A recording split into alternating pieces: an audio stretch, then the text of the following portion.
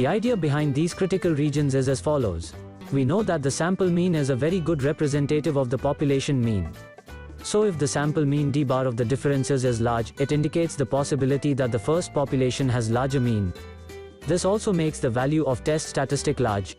On the other hand, if d bar is small, it is suspected that the second population has larger mean. The test statistic will be smaller in this case.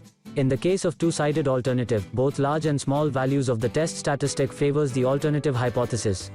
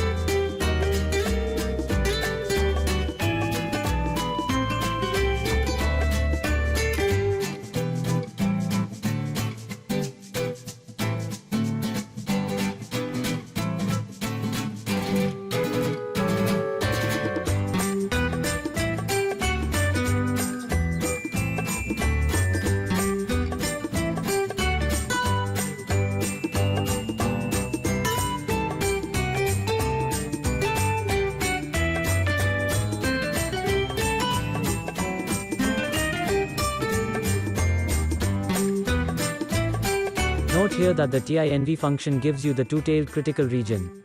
That is when you put alpha equal to 0.05, what you get is T alpha by 2. So if you want a one-tailed critical region, you must input the probability value equal to 2 times the value of alpha. For example, if you choose alpha equal to 0.05 in a one-tailed test, you have to enter the probability value as 2 into 0.05 equal to 0.1.